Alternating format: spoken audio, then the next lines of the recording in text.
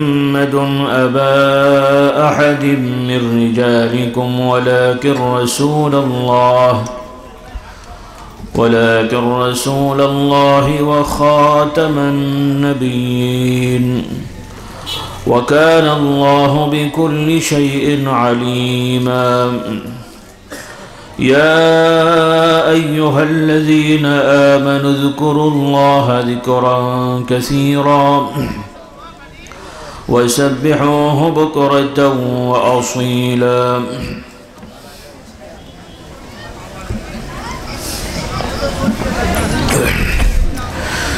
আল্লাহ রাব্বুল আলামিনের শানে আসুন আমরা কয়েকবার তাসবিহ তাহমিদ তাকবীর তাহলিল ও দরুদ ও সালাম আদায় করে নিই। সকলে আমার সাথে পড়ুন সুবহানাল্লাহ আলহামদুলিল্লাহ ওয়া লা ইলাহা ইল্লাল্লাহ আল্লাহু আকবার ওয়া লা হাওলা ওয়া লা কুওয়াতা ইল্লা বিল্লাহিল আলিয়্যিল আযীম سبحان الله وبحمده عدد خلقه ورضا نفسه وزنة عرشه ومداد كلماته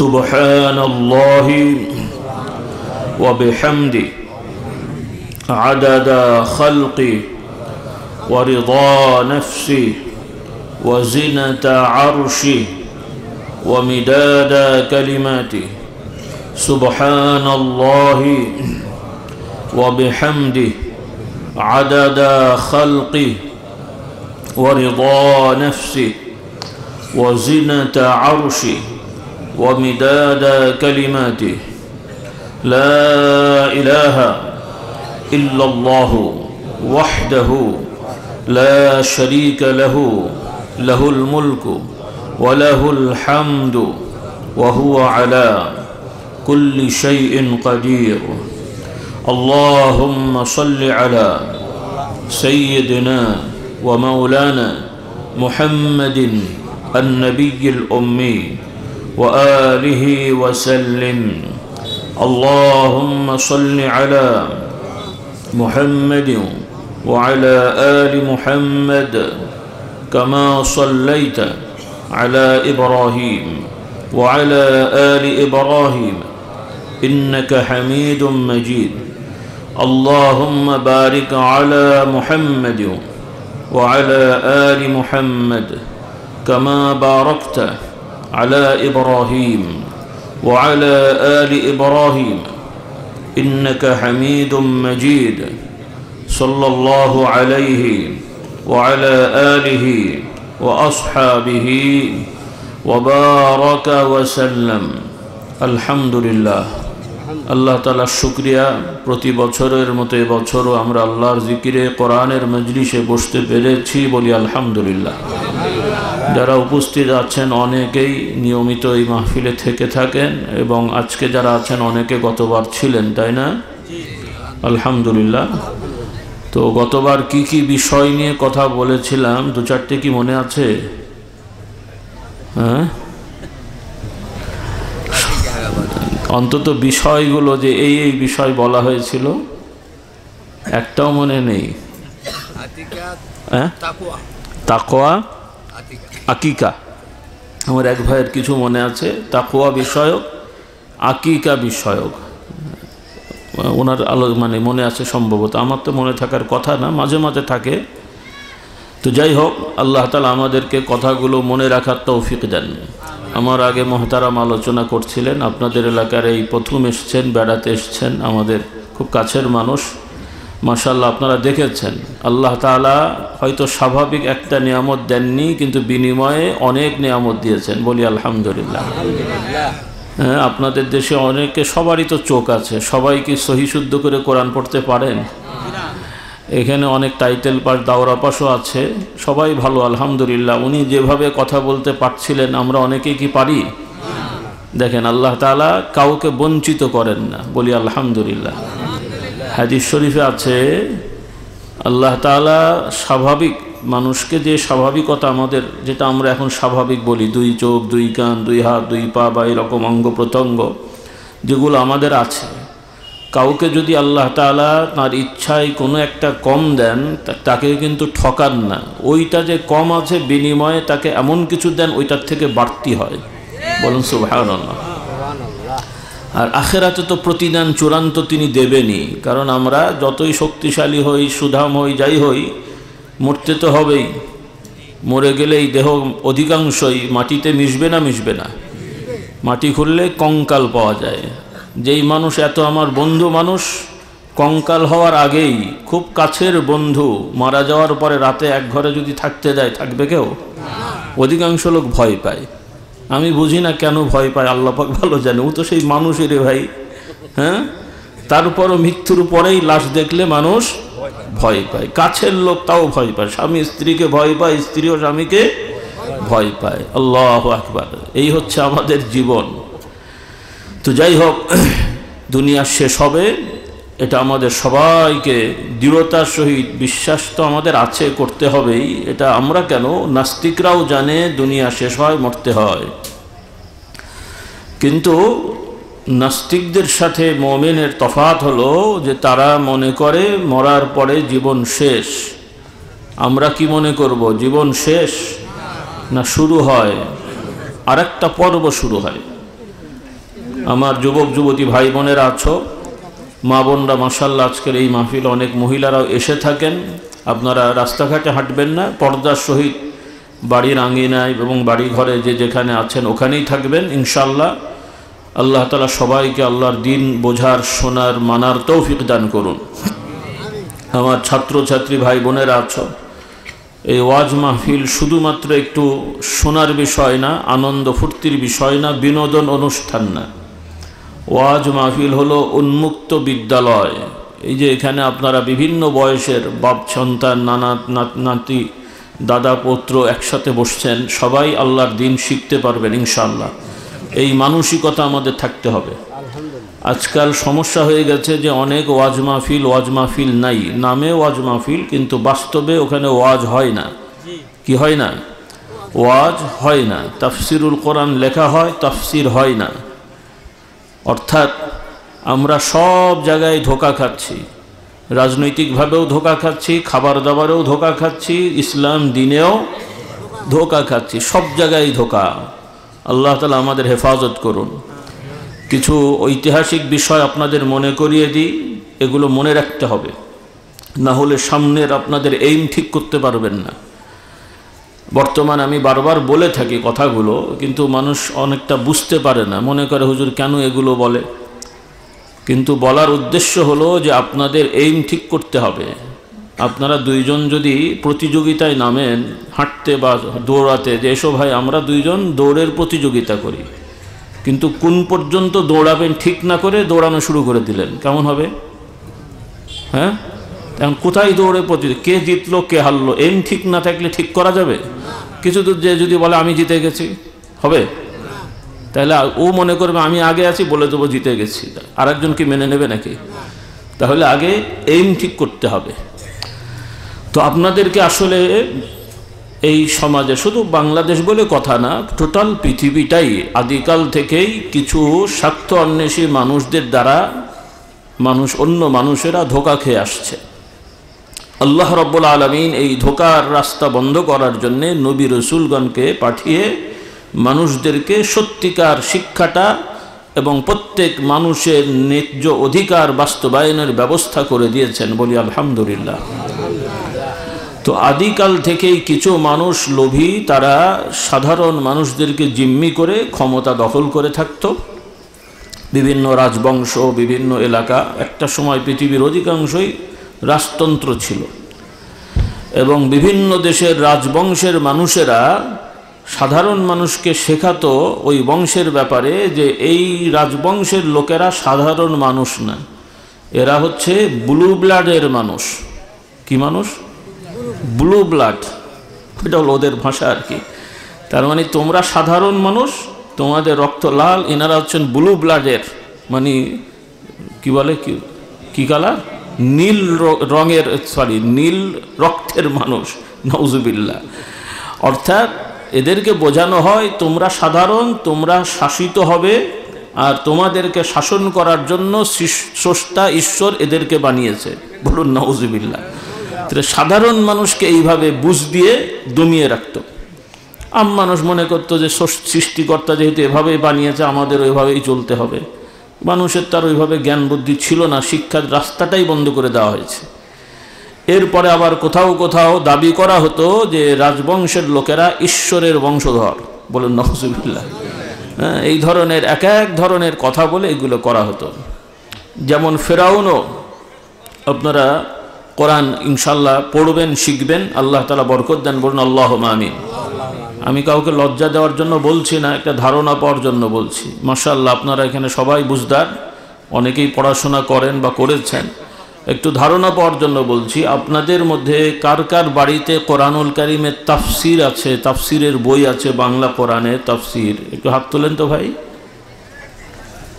হ্যাঁ, মাশাআল্লাহ, অনেকের বাড়িতে আছে আর অনেকের বাড়িতে নাই।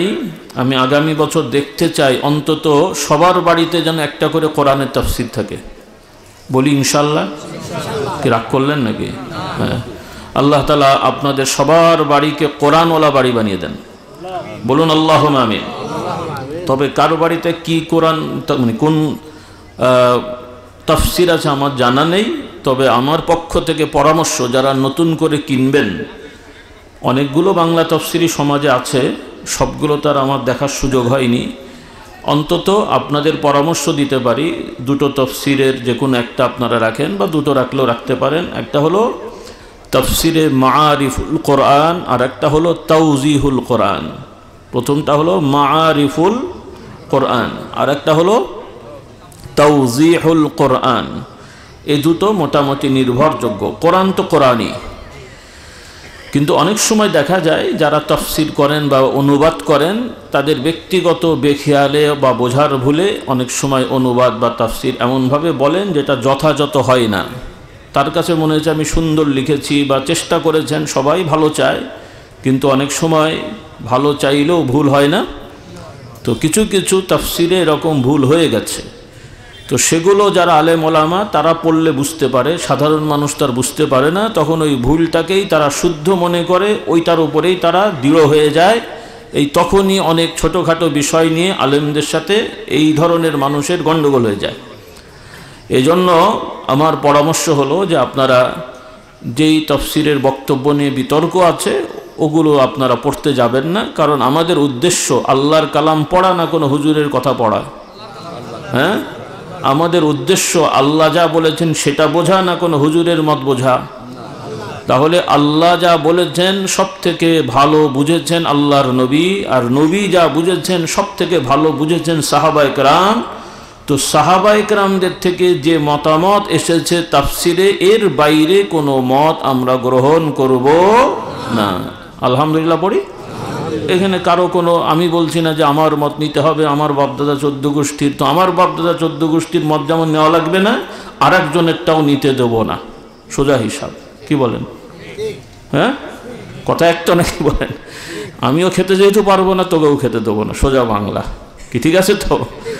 তো আমরাও দাওয়াত দিচ্ছি না যে আমার বাপদাদার মতে থাকতে হবে, আমরাও বলছি আল্লাহর নবীর মতে থাকতে হবে। আর নবীর মত সাহাবাদের মতের বাইরে পাওয়া যাবে না। কথাটা এখানেই আর কি। কারণ আমাদের সমাজের কিছু ভাইয়েরা আছেন, তারাও ভালো ইসলাম চান, আমরা সবাই ইসলাম চাই আলহামদুলিল্লাহ, কিন্তু অনেক পদ্ধতি অনেক সময় ভুল হয়ে যায়। হ্যাঁ, আপনাকে নতুন মানুষ শরবত করার আকাঙ্ক্ষা, ওর আগ্রহ যে ভাই আসুন আমি শরবতটা বানিয়ে দিই। একটা নতুন ছেলে, আপনি কাজ করছেন, শরবত বানাচ্ছেন, মেহমান এসছে, লেবু, আপনি, ও বলছে যে মেহমান এসছে একটু শরবত দিই ভাই, আসো। তো আরেকজন নতুন ছেলেও বলছে যে আমি একটু সহযোগিতা করি। তো কি করতে হবে? আমি লেবুর শরবত বানাচ্ছি, তুই কেটে দে, আমি চিপে দিচ্ছি। ও বলছে যে না আমি চিপে দিই। তখন নতুন মানুষ তো ও চাচ্ছে আপনি হেল্প করি, কিন্তু লেবু এমন চিপেছে, তারপরে কি হয়েছে? ও কি ভালো চেয়েছে না খারাপ চেয়েছে? ও চেয়েছে ভালো করে, লেবু শরবত মানে রস যেন একটু বাকি না থাকে, আচ্ছা করে টিপেছে। চিপে এবং শরবতটা খুব মজা হয়েছে নাকি? কি মজা হয়েছে না? তো আমাদের কিছু ভাইয়েরা এরকম ভালো করছে যে এমন ভালো করে ফেলেন তখন তিক্ত হয়ে যায়। কথা বোঝাতে বললাম। এজন্য সবাই ভালো চায়, কিন্তু মাঝে মাঝে একটু বেশি টিপে ফেলে তখন তিতা বানিয়ে ফেলা হয়। এজন্য আমাদেরকে আল্লাহর নবীর সাহাবাদের ব্যাখ্যা বিশ্লেষণ আদর্শ আমাদেরকে সামনে রেখে, মডেল রেখে আমাদের সব কাজ যদি করতে পারি তাহলে ভারসাম্য থাকবে, অল্পতে বেশি ফায়দা হবে। বলুন সুবহানাল্লাহ। কথাটা বোঝাতে পারলাম? যাই হোক, আল্লাহ তাআলা আমাদের হেফাজত করুন। এই কথাটা শুধু পুরুষদের জন্য না, নাকি আপনারা মনে করছেন মেয়েদের মনে হয় তাফসীর পড়ার দরকার হয় না? দরকার আছে না নেই? নামাজে সূরা ফাতিহা শুধু পুরুষরাই পড়ে, মেয়েদের তো আর লাগে না? কি লাগে? লাগে। অন্যান্য সূরা পড়া শুধু পুরুষদের লাগে, মেয়েদের তো আর লাগে না? এই যে আপনারা ছোটবেলায় শিখেছেন ইমান মক্তবে বা ওই মসজিদের বারান্দায় ইমানে মুজমাল, ইমানে মুফাসসাল পড়েছেন না? সবারই মোটামুটি মুখস্থ আছে তো? পরীক্ষা লব? অনেকে পারবে না। আচ্ছা, যাদেরও মুখস্থ আছে, যদি বলি, প্রশ্ন করি যে ইমানে মুজমাল মানে কি, মুফাসসাল মানে কি, সবাই বলতে পারবেন? সবাই বলতে পারবেন না, অথচ আপনারা ইমান শিখেছেন। ইমান মানে হলো আমি বিশ্বাস করি, আমি দৃঢ়তার সহিত অঙ্গীকার করছি। তো আমি দৃঢ়তার সহিত অঙ্গীকার করে কি বলছি নিজেই জানি না, তো কেমন ইমান হলো ভাই? কেমন ইমান হলো? এইভাবে আমাদের অবস্থা আর কি। তো যাই হোক, ইমান শুধু পুরুষরা শিখবে তা নয়। মোট কথা, ইবাদত শুধু পুরুষদের না, নারী পুরুষ সবাই মানুষ। আল্লাহ তাআলা সব মানুষের জন্যই দিন দিয়েছেন, ইবাদতের বিধান দিয়েছেন। বলি আলহামদুলিল্লাহ।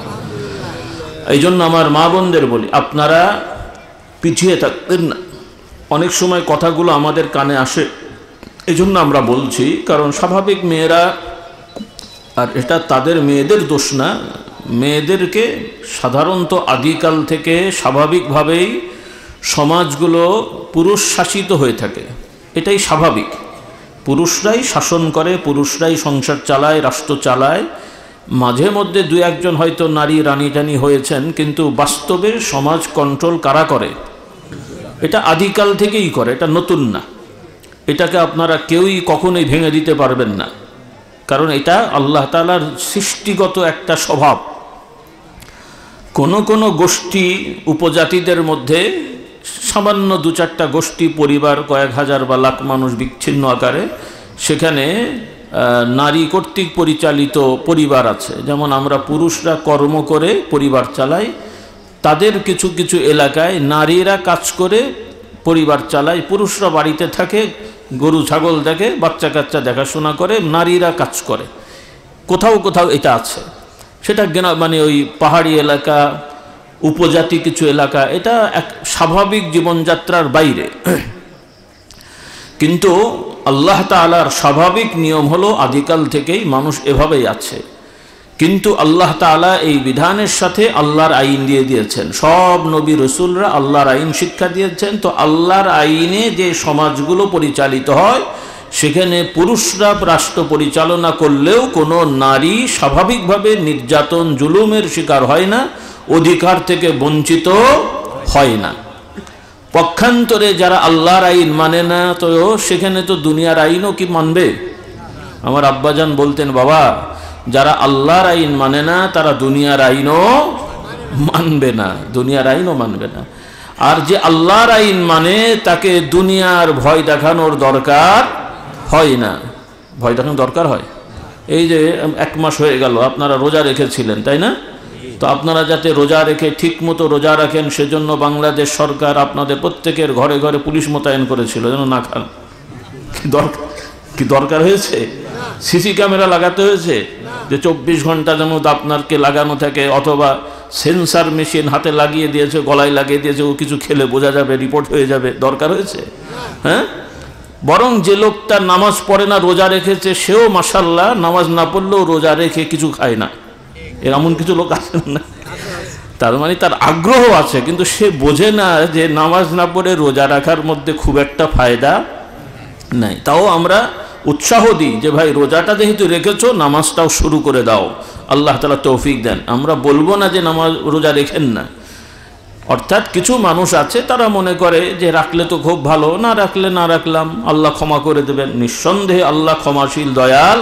তবে আল্লাহ তাআলা যেমন রহমান, রহিম, ক্ষমাশীল, আবার আল্লাহ তাআলা এটাও আমাদের শিক্ষা দিয়েছেন তিনি বিধান দিয়েছেন, বিধান লঙ্ঘন করলে আবার শাস্তি দেবেন। তিনি হলেন বিচারক, ন্যায় বিচারক, কঠিনভাবে বিচার করেন। সুবহানাল্লাহ। এই বুঝটা আমাদের থাকতে হবে। কিছু মানুষ আল্লাহ তাআলার দোহাই দিয়ে, দয়ার দোহাই দিয়ে তারা অন্যায় করে, মনে করে, তারা বলে যে আল্লাহ ক্ষমাশীল, ক্ষমা করে দেবেন। কথা ঠিক, নিঃসন্দেহে আমরা আল্লাহর ক্ষমায় বিশ্বাস করব, ক্ষমা চাইব, দয়ার কাঙাল হয়ে থাকব, কিন্তু আমাদের ভুলে গেলে চলবে না আল্লাহ তাআলা যেমন দয়ার কথাও বলেছেন, বিচারের কথাও বলেছেন। আল্লাহ তাআলা আমাদেরকে সঠিক বুঝদান করুন, বলুন আল্লাহুম্মা আমিন। উদাহরণস্বরূপ বোঝার চেষ্টা করেন। একজন লোক রমজানে রোজা রাখলো, দিনের বেলা ভুলে খেয়ে ফেলেছে। ভুলে খাওয়ার পরে মনে হলো যে সে রোজা রেখেছে। কটা রোজা রাখতে হবে? হ্যাঁ, কটা? আবার বলি, একজন লোক রোজা রেখে ভুলে খেয়ে ফেলেছে, মানে খাওয়ার পরে মনে হয়েছে আমি রোজা রেখেছিলাম। এখন তার করণীয় কি? বাকি সময় আর খাবে না। ওই রোজাটা, মানে ওই মনে করেন দুপুরবেলা খেয়ে ফেলেছে বা সকালবেলা খেয়ে ফেলেছে, তারপরে মনে হয়েছে সে রোজা ছিল বা রোজা আছে।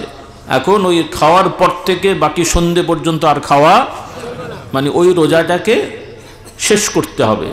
এখন পরে আর কি করতে হবে? পরে রাখতে হবে?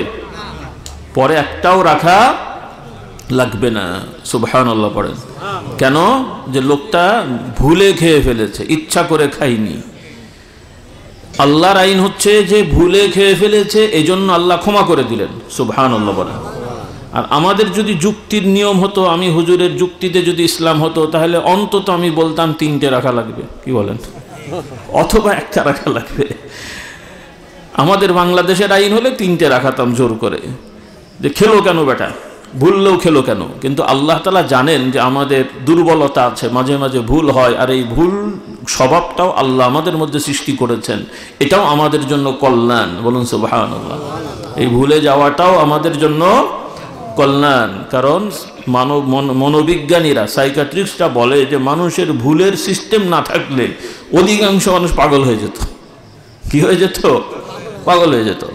কারণ আপনার জীবনের বয়স্কদের বিভিন্ন সময়ে নারী পুরুষের অনেক ঘাত প্রতিঘাত, অনেক সমস্যা তাদের জীবনে আসে। ওগুলো সব মাথার মধ্যে মনে রাখলে আর ওগুলো খেয়াল করলে সে আর দুনিয়ার কোনো কাজ করতে পারতো না। তার সে মানে সবসময় মাথা গরম হয়ে এক আত পাগলা বা ফুল পাগলা হয়ে যেত। এটাও আল্লাহ তাআলার দয়া, বলি আলহামদুলিল্লাহ। তো যাই হোক, তাহলে যেহেতু রাসূলুল্লাহ সাল্লাল্লাহু আলাইহি ওয়াসাল্লাম আমাদেরকে একটা বিধান শিক্ষা দিয়েছেন যে আল্লাহ তাআলা, আল্লাহ নবী বলছেন আমার উম্মতের জন্য যেটা ভুলবশত করে ফেলে, বেখেয়ালে বা ভুলে যে করে, অথবা ভুলবশত করে, অথবা জোর করে তাকে যদি কিছু করানো হয়, এটার জন্য তার কোনো শাস্তি নেই, আল্লাহ এমনি ক্ষমা করে দেন, বলি আলহামদুলিল্লাহ। পক্ষান্তরে আমার ভাইরা, রমজান মাসে রোজা অবস্থায় যদি জেনে মনে আছে, তারপরও আয়োজন করে যদি ইচ্ছা করে খায়, তার শাস্তি কি? কথা বোঝেনি? কটা? হ্যাঁ, এই যে আপনাদের মধ্যে মতভেদ হয়ে গেছে, এতগুলো টুপিওয়ালা দাড়িওয়ালা বলতে পারছে না, একজন এক বলছে। হ্যাঁ, শুনছি, আমি আরো একটু শুনতে চাচ্ছি। একজন বলেছেন, মানে আমি 2টা শব্দ শুনলাম, একজন বললেন 1টা রাখতে হবে, মানে 1টা ভাঙলে 1টা রাখতে হবে যদি ইচ্ছা করে, আর আরেকজন বলেছেন 60টা, 60, মানে 30 দুগুণে 60। হ্যাঁ, এখন দেখি আমি একটু ইলেকশন করাই আপনাদের প্রস্তুতি। আগামী ইলেকশন যদি হয় আর কি, মানে হবে তো, মানে কিভাবে হবে তো জানি না, এখন জানি না। এখন আপনারা ভোট দেবেন না আপনাদের পক্ষে ফেরেশতারা দেবে, আল্লাহ পাক ভালো জানে। কি চান আপনারা? আপনারা দিতে চান, নাকি আপনারা চান যে আগে যেভাবে এক সময় অনেক বরকতের কারণে আপনারা ভালো কাজ করেছেন, আপনাদের পক্ষে ফেরেশতারা দিয়ে দিয়েছিল? কি দিয়েছিল না? এখন সামনে কি চান? আপনারা দেবেন না ফেরেশতারা দেবে? আপনারাই দেবেন। আচ্ছা, ঠিক আছে। তাহলে এখন 2টা মত আমি পেলাম আপনাদের থেকে, 3টা মত পেয়েছি। একজন বলেছেন 1টা, আর একজন বলেছেন 60টা, আর এক ভাই বলেছেন 30টা। হ্যাঁ, 3টে মত। কয়টা মত? আচ্ছা, একটা করে লিখেছে, আর 4টা মত হয়েছে। আর কিছু লোক আছেন মনে নেই, তাই না? তাহলে 4টা মত হয়েছে। এই দেখেন, একই জায়গায় কয়টা মত হলো? 4টা মত হয়ে গেছে। আমি একটা একটা করে দেখি আপনাদের অবস্থা কি। ভয় নেই, মন খারাপ করার কিছু নেই, লজ্জা পাওয়ার কিছু নেই, জাস্ট ধারণা। একটার পক্ষে কারা কারা দেখি তো, মানে একটা ইচ্ছা করে ভাঙলে একটা রাখতে হবে, এর পক্ষে কে কে? ওই যে বলছে সেও হাত তোলে না, কি মুশকিল, ঝামেলা হয়ে গেছে। আচ্ছা যাই হোক, 30টার পক্ষে কে কে দেখি, 2-3 জন পাওয়া গেছে হাত নামান। 60টার পক্ষে কে কে? অনেকে হাত তুলেছে। আর মাসলা জানি না এরকম কে কে? তাও তো আছে তো। আচ্ছা, অনেক ভাইয়েরা বোঝেননি, আল্লাহ আমাদের বুঝদান করুন, বলুন আল্লাহুম্মা আমিন।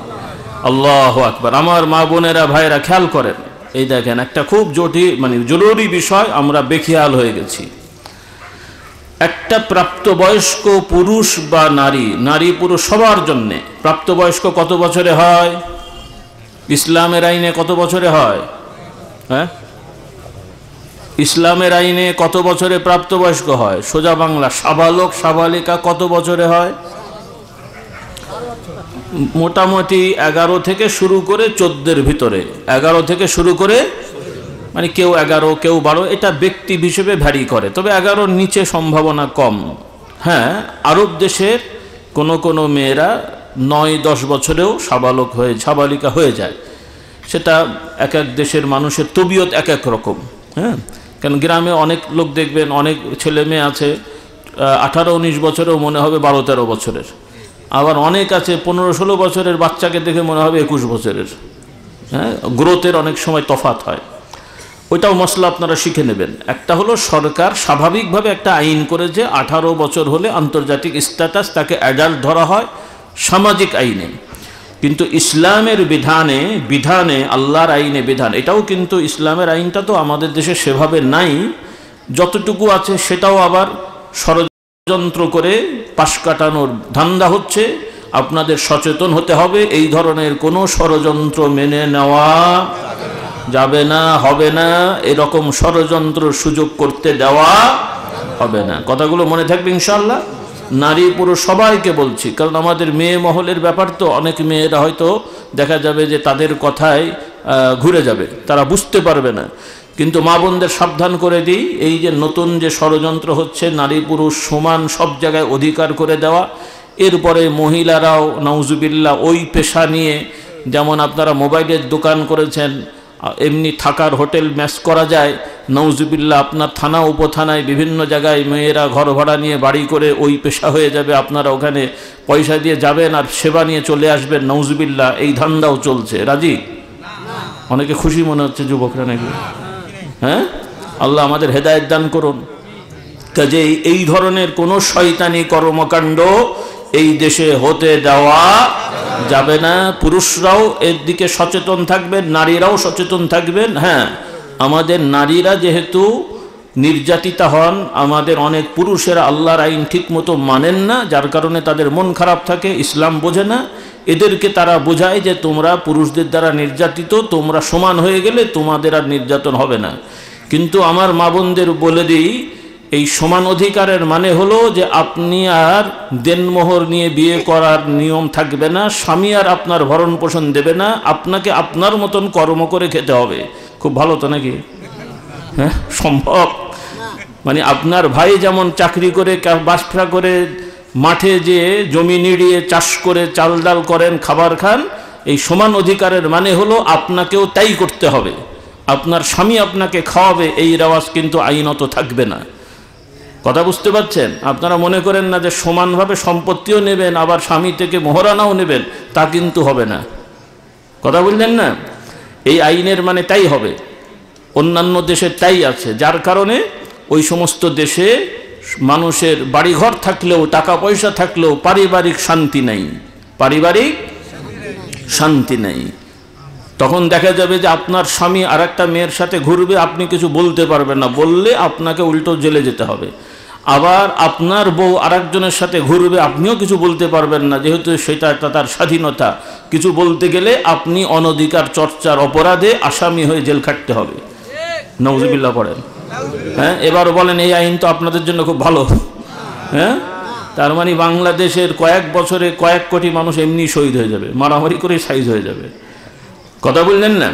এজন্যে ভবিষ্যতে আমি আহ্বান করব, কারণ এখানে সামাজিক কিছু সমস্যা আছে, খোলামেলাই বলি।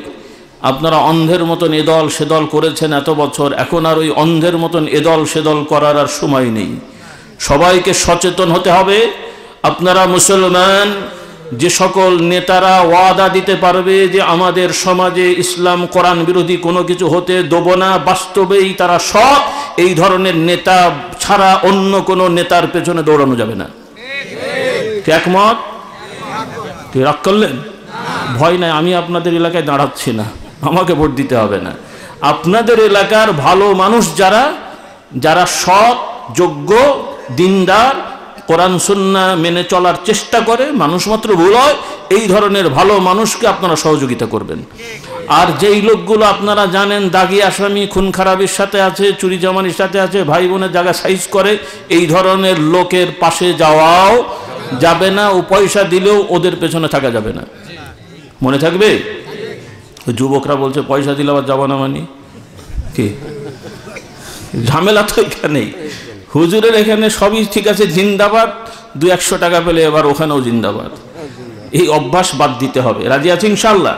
কারণ আপনারা যদি সামাজিকভাবে বয়কট করেন তাহলে এই দুষ্টরা সুযোগ পাবে না। আর আপনারা যদি হই হই করেন, ওরা তো আপনাদের নিয়ে বাঁদরের খেলা খেলবেই। এই জন্য এই বাঁদর খেলা হতে দেওয়া যাবে না। কি মনে থাকবে ইনশাআল্লাহ কথাগুলো? আল্লাহ তাআলা আমাদের হেদায়েত দিন, বুঝ দিন, বলুন আল্লাহুম্মা আমিন। এই জন্য আমার ভাই বোনদের বলতে চাই, আমরা আল্লাহর দয়া মুমিন হয়েছি, মুসলমান হয়েছি। আল্লাহ তাআলা আমাদের জন্য বিধান দিয়েছেন, সেই বিধান আমরা সঠিকভাবে মানলে জান্নাত তো ইনশাআল্লাহ আছেই, পাবই। দুনিয়াটাই আরেকটা জান্নাত হয়ে যাবে। হ্যাঁ, বলি আলহামদুলিল্লাহ। জান্নাতি মানুষ আছে এখনো, আলহামদুলিল্লাহ, কম হলেও আছে। যে সমস্ত স্বামীরা স্ত্রীকে সুন্দর মতন তার অধিকার দেয়, যেই স্ত্রীরা তার স্বামীর সাথে অনুগত থাকে এবং আল্লাহর বিধান মেনে চলে, তারা গরিব হলেও দেখবেন তাদের ঘরে আল্লাহর রহমত আছে। সুবহানাল্লাহ বলে। আশা করি আপনাদের গ্রামে এরকম পরিবার আছে।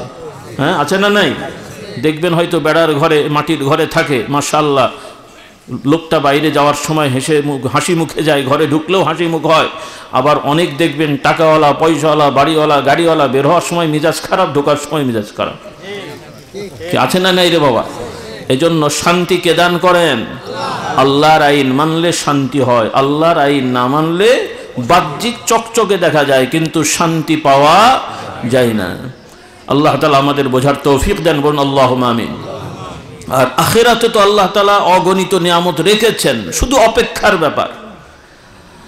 আমাদের টাকা আছে ব্যাংকে অনেক, সেই টাকা আমি ভোগ করতে পারবো তার নিশ্চয়তা নাই। জমি জায়গা আছে, এই জমি আমার থাকবে তার নিশ্চয়তা নাই। আমাদের সন্তান আদি আছে, এই সন্তান আমার হয়ে বা আমার জন্য সেবা করবে তার নিশ্চয়তা নাই। কারণ অনেক বাবার মায়ের সন্তান লাখ লাখ কোটি টাকা ব্যয় করে পড়াশোনা করানোর পরেও দেখা যায় ওই সন্তান বাপ মাকে মারে। হ্যাঁ, আপনাদের গ্রামে না থাকলেও খবর নিয়ে দেখবেন যে আপনার মানে এই বাংলাদেশের, আমাদের কাছে তো তথ্য আসে, আল্লাহ তাআলার দয়ায় আমরা গ্রামগঞ্জ, বড় জায়গা, সব জায়গায় যাওয়ার একটা সুযোগ পাই, বলি আলহামদুলিল্লাহ। বাংলাদেশ ভারতের একদম এখন পর্যন্ত প্রত্যন্ত অঞ্চল, যেখানে গাড়ি ঘোড়া কিছু যায় না, হেঁটে যেতে হয়, এমন জায়গাতেও আল্লাহ নিয়ে যান। আবার যত বড় বড় স্টার হোটেল, 10 স্টার পর্যন্ত বলা হয়, আল্লাহ তাআলা ঘোরান। বড় বড় লোকরা যারা সমাজের দায়িত্বশীল, খুব বড় বড় রাষ্ট্রের পদের, এদের সাথেও আমাদের ওঠা বসার সুযোগ হয়। পক্ষান্তরে গ্রামগঞ্জও আমরা যাই, তো আলহামদুলিল্লাহ একটা অভিজ্ঞতা আমাদের আছে। আল্লাহ আমাদের হেদায়েত দান করুন। এই দেখতে শুনতে বড় বড় ডিগ্রিওয়ালা, বড় বড় পদের লোক, এরা অনেকেই বিপদে আছে, ছেলে মেয়ে নিয়ে, আত্মীয় স্বজন নিয়ে। কারণ আল্লাহ তাআলা ন্যায় বিচার করেন। কি বিচার করেন? যারা বড় বড় পদে থেকে মানুষের প্রতি অবিচার করে তারা কখনোই শান্তিতে থাকতে পারবে না, আল্লাহর অভিশাপ থাকবেই। এজন্য দেখা যায় এদের অধিকাংশেরই ছেলে মেয়ে মানুষ হয় না। এরা বাপ মায়ের সেবা করে না, বাপ মায়ের খোঁজ খবর নেয় না।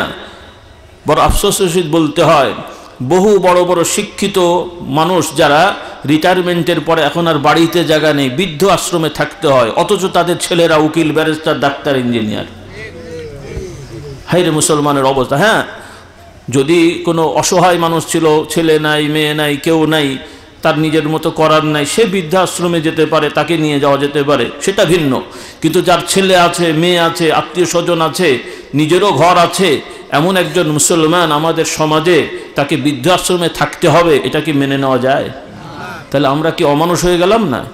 আমাদের মানবতা কোথায় গেল? আমাদের ঈমান কোথায় গেল? আল্লাহ তাআলা আমাদের হেদায়েত দান করুন।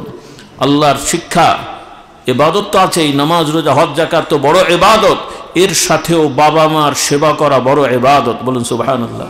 আমরা অনেক সময় জিহাদকে অনেক বড় করে দেখি। নিঃসন্দেহে জিহাদ, যুদ্ধ করা, শত্রুপক্ষের মোকাবেলা করা, এটা একটা প্রয়োজনীয় ইবাদত, কিন্তু এটা সব সময় থাকে না, সব সময় করা হয় না। এটা প্রয়োজন হলে হয়, কিন্তু সব সময়ের যে ইবাদত, তার মধ্যে অন্যতম হলো, আল্লাহর নবী বলেছেন, এক সাহাবী যুদ্ধ চলাকালীন অবস্থাতেও রাসূলুল্লাহ সাল্লাল্লাহু আলাইহি ওয়াসাল্লামের দরবারে সাহাবারা এসছেন, যুদ্ধে যাবেন, রাসূলুল্লাহ অনুমতি দিয়েছেন, কিছু সাহাবা যুদ্ধে চলে গেছেন, বাকি অনেকে পরে এসছেন, আমি যাব। আচ্ছা, যারা যারা যাবে, কারণ তখনকার সিস্টেম তো এখনকার মতন ছিল না। এখনকার যেমন রাষ্ট্রের সেনা বিভিন্ন বাহিনী থাকে, আগে থেকেই সব রেডি থাকে, ইত্যাদি ইত্যাদি। আগেকার সমাজে এরকম বাহিনী ছিল না। প্রত্যেকটা নাগরিক, যুবক, সামর্থ্যবান সব সময় প্রস্তুত থাকতো, নিজের নিরাপত্তার জন্য থাকতো, সমাজ, এলাকা, রাষ্ট্র নিরাপত্তার জন্য সবাই অস্ত্রের ট্রেনিং নিয়ে থাকতো, যখনই দরকার হতো ঝাঁপিয়ে পড়তো। ইসলামের আইনে ওইটা আছে।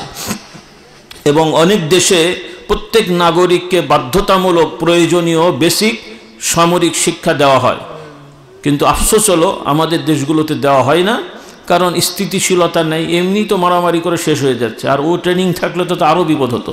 কি বলে? আল্লাহ হেদায়েত দান করুন। এই জন্য স্থিতিশীলতা না হলে বাবা এই বড় মুশকিল।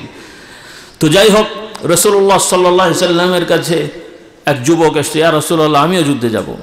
তো রাসূলুল্লাহ সাল্লাল্লাহু আলাইহি ওয়াসাল্লাম আগে যারাই যেতে চাচ্ছেন আগে খোঁজ নিয়েছেন, তার অবস্থাটা কি, তার যাওয়ার যোগ্যতা আছে কিনা, আনুষঙ্গিক, কারণ এগুলো তো একটা আমানত, দায়িত্ব। আমাদের মতন তার হুজুগে বাঙাল না, এটা তো একটা নিয়মতান্ত্রিকতা আছে। রাসূলুল্লাহ সাল্লাল্লাহু আলাইহি ওয়াসাল্লাম জিজ্ঞেস করলেন, তুমি যুদ্ধে যেতে চাও, তোমার বাড়িতে কে আছে, তোমার দায়িত্ব কি আছে, ভরণ পোষণ, দেখাশোনা, এরকম কোনো দায়িত্ব তোমার উপরে আছে কিনা? সাহাবী বললেন, ইয়া রাসূলুল্লাহ, আমার বাড়িতে আমার আব্বাজান, আম্মাজান আছে, আমি তাদের সেবা করি। নবী বললেন, তুমি যদি যুদ্ধে যাও তাহলে তোমার বাবা মার সেবা করার কে থাকবে, তাদের দেখাশোনা কে করবে?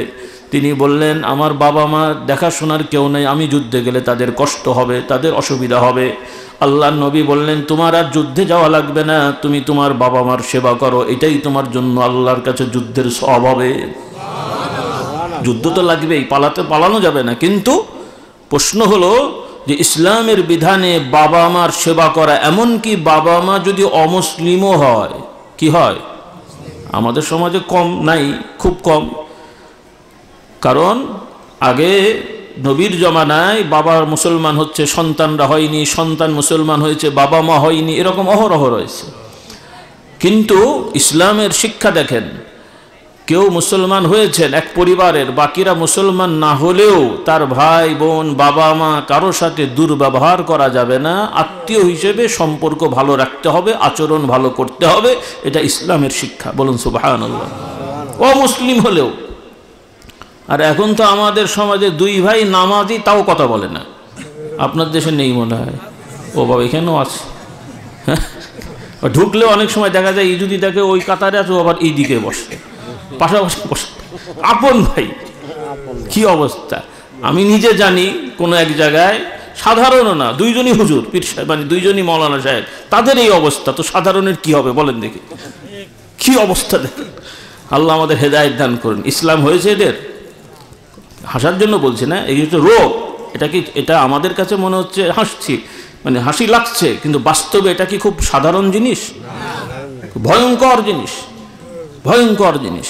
কারণ ভাই ভাইয়ের প্রতি ভক্তি, ভালোবাসা, মহব্বত, আন্তরিকতা, এটা খুব বড় একটা বিষয়, যেটা কোরআনে আল্লাহ তাআলা আমাদের উদাহরণ দিয়েছেন। এখন তো সেই উদাহরণও বাস্তবায়ন করা মুশকিল, উদাহরণ দেওয়া মুশকিল হয়ে গেছে। অথচ জাহিলি যুগে কাফের মুশরিকদের সমাজেও তাদের মধ্যে মুশরিক হলেও ভ্রাতৃত্বের একটা আলাদা বন্ধন ছিল, রক্তের সম্পর্ককে ওরা খুব বড় করে দেখত। এখন আমাদের মুসলমান নামধারীদের সেটা পর্যন্ত ভুলে গেছে এরা। বলুন নাউযুবিল্লাহ। আল্লাহ তাআলা আমাদের হেদায়েত দিন, বলুন আল্লাহুম্মা আমিন। কথাটা বোঝার চেষ্টা করেন। তো আমার ভাইরা, এজন্য পারিবারিক অর্থাৎ রক্তের সম্পর্কিত আত্মীয় স্বজনের খোঁজ খবর নেওয়া, সেবা করা, বিশেষ করে বাবা মার সেবা করা পুরুষদের জন্য বিশেষ করে, কারণ এটা নারীদের দায়িত্বের মধ্যে পড়ে না।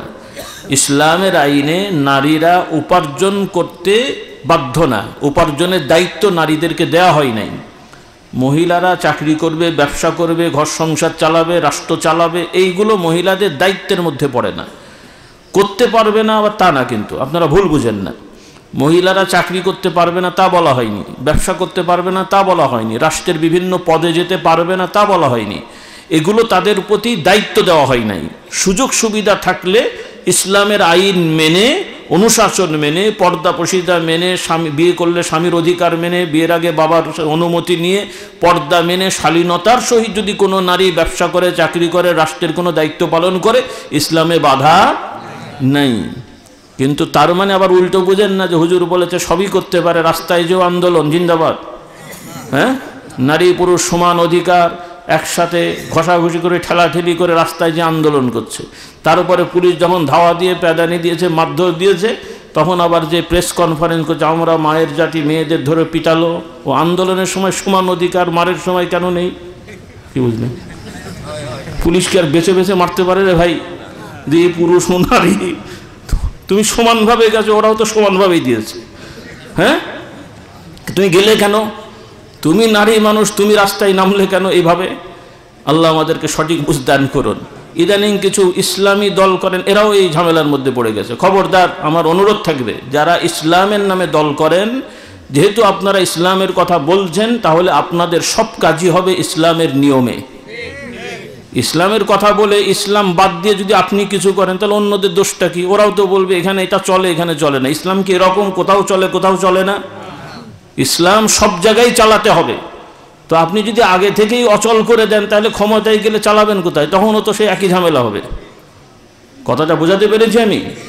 এই জন্য আমাদের সবাইকে সব জায়গায় যাই করব, যে কর্মসূচিই দেব, গণতন্ত্রের নামে কর্মসূচি দিলে ইসলাম বিরোধী কিছু করা যাবে না। যেমন উদাহরণস্বরূপ এই কদিন আগে ফিলিস্তিনের বিষয় নিয়ে মিছিল করতে যে আর একজনের দোকান ভাঙলো, এটা কি ইসলামের কাজ হলো? আবার বাটা কোম্পানি জুতো চুরি করেছে, মর্দে মুজাহিদ নাউজুবিল্লাহ পরে। মানে অবস্থা দেখেন, সব যে আবার ওই বকাটে তা না। ছবিতে যেটা দেখা গেছে, দুই একটা ছবিতে বোঝা যাচ্ছে যে লোকগুলো স্বাভাবিক, মানে পাগল ছাগল বা ওই বকাটে না, দাড়িওয়ালা টুপিওয়ালা, স্মার্ট হ্যান্ডসাম। তার মানে এটা কি বুঝলেন আপনারা? তার মানে এরা ইসলাম বোঝেনি, এরা ইসলাম বোঝেনি, অথচ ইসলামের কাজ করতে গেছে। আল্লাহ তাআলা আমাদের হিসাব বোঝার তৌফিক দেন, বলুন আল্লাহুম্মা আমিন। তো যাই হোক, আমার মা বোনদের বলছি, আপনারা পিছিয়ে থাকবেন না, আপনারাও ইসলাম শিখবেন ইনশাল্লাহ। আমার আহ্বান থাকবে, আপনারা চেষ্টা করেন, এখানে কাছাকাছি মাদ্রাসা আছে মাশাআল্লাহ, আপনারা মেয়েদের জন্য পর্যাপ্ত ব্যবস্থা নেন, যাতে আপনাদের সমাজের মেয়েরাও সহি শুদ্ধ করে কোরআন পড়তে পারে, মাসলা পড়তে পারে, শিখে নেয়। এবং আপনাদের টার্গেট থাকবে, আমাদের বাড়ির প্রত্যেকটা মেয়ে অন্তত রসুলের আদর্শ অনুযায়ী, শরীয়ত অনুযায়ী পর্দা পশিদা করবে। রাজি আছি ইনশাল্লাহ? কারণ আপনাদের এই সমস্ত অঞ্চলগুলো পর্দা খুবই কম, সব জায়গায় বাংলাদেশে কম, তবে পার্সেন্টেজে এই অঞ্চলগুলো খুব বেশি কম। এই সমস্ত দেশের অনেক টাইটেল পাস হুজুরের বউ পর্দা করে না, অনেক ইমাম সাহেবের বউ ঠিকমতো পর্দা করে না। এটা খুব বড় ভয়ঙ্কর সমস্যা। তার মানে এটা না যে শুধু হুজুরদের বউরাই পর্দা করবে না, আপনাদের বউ তো লাগে না মনে হয়। হ্যাঁ, পর্দা কি শুধু হুজুরদের বউ মেয়েদের জন্য ফরজ? সবার জন্যই পর্দা ফরজ। আর পর্দা মানে শুধু একটু বোরখা নামক কালো কাপড় গায়ে দেওয়া না। কারণ ইদানিং আমরা বিভিন্ন পত্রিকায় দেখি, ফেসবুকে দেখি, বা রাস্তাঘাটে চলতে দেখি, অনেক মেয়েরা যারা পর্দা করছে, মানে বোরখা টোরকা আছে, আবার হাত মোজা পা মোজাও আছে, তারপরে দেখা যায় ছেলে বন্ধুর সাথে বসে আড্ডা মারছে। তো কি পর্দা হলো ভাই? কি পর্দা হলো এটা? তো এগুলো খুব ভয়ঙ্কর সমস্যা, এগুলো খুব ভয়ঙ্কর। এরা বুঝে বসে আছে বোরখা পড়লেই পর্দা হয়ে গেল। শুধু বোরখা পড়া পর্দা না, একটা বেগানা নারী পুরুষ দূরত্ব থাকতে হবে, কাছাকাছি যাওয়া যাবে না। এই যেমন করোনার সময় আপনারা দূরত্ব বজায় রেখেছেন না? সরকারি পক্ষ থেকে কয় ফুট? কফুট না, সরকারের পক্ষ থেকে এটা বলা হয়েছিল না, কয় ফুট পর পর থাকবেন। মিনিমাম 3 ফুট পর পর। তো করোনা ভাইরাস থেকে বাঁচার জন্য 3 ফুট দূরত্ব বজায় ছিল, তাহলে এই নারী পুরুষের ফিতনা থেকে বাঁচার জন্য, এই ভাইরাস থেকে বাঁচার জন্য অন্তত 3, 4, 12 ফুট দূরে থাকতে হবে। রাস্তার ইমাতার রাস্তা কই 12 ফুটের রাস্তা না? তাহলে মহিলা যে ওই দিকে থাকে আপনি ওই পাশে চলে যাবেন। কথা বোঝেননি? মহিলা একদিকে গেলে আপনার ধাক্কা লাগা তো দূরের কথা, ও এই মাথায় থাকলে আপনি ও মাথায় চলে যাবেন। কি রাজি ইনশাল্লাহ? বারবার তাকানো যাবে না। আল্লাহ আমাদের এই বুঝগুলো দান করুন। ছেলে মেয়েরা কলেজ ইউনিভার্সিটিতে পড়ো, তোমার সাথী ভাই তোমার হতে পারে না। তুমি তোমার সাথী মেয়েদের সাথে নোট নেবে, পড়াশোনা নেবে, জিজ্ঞাসাবাদ করবে। তুমি আরেকজন ছেলের সাথে পড়ার নামে গল্প গুজব করা যাবে না। কোনো ছেলে মেয়ে বন্ধু বানানো যাবে না। এগুলো ভালো করে অনুশীলন করাতে হবে। বাবা মারা শিক্ষা দেবেন, আপনার মেয়েকে শিক্ষা দেবেন, তুমি আর একজন মেয়ের সাথে বন্ধুত্ব হবে, তার সাথে তুমি পড়াশোনা শেয়ার করবে। কোনো ছেলে বন্ধু বানানো যাবে না, ছেলেরাও কোনো মেয়ে বন্ধু বানানো যাবে না। এখন আমার যুবকদের কি দোষ দেবো? বুড়োরাবারই তালে আছে। হ্যাঁ, কিছু কিছু বয়স্ক লোকেরা, এরাও দেখা যায় পুরুষেরা আরেকজন ফেসবুকে আরেকজনের সাথে হটলাইন করে বসে আছে, আবার মহিলারাও আরেকজনের সাথে হটলাইন করে বসে আছে। আপনাদের দেশে নেই মনে হয়। হ্যাঁ, মাঝে মাঝে আবার দেখি রাতের বেলা পালিয়েও যায়। 4 ছেলের মা পালিয়েছে, আবার ওইদিকে 3 ছেলের বাপ আর একদিকে চলে গেছে। কি অবস্থা, ভয়ঙ্কর। এই জন্যে আপনাদের সচেতন হতে হবে। এই পর্দা পশিদা আল্লাহর আইনের পর্দা পশিদা। পর্দা পশিদা মানে শুধু ঘরে আটকে রাখা না।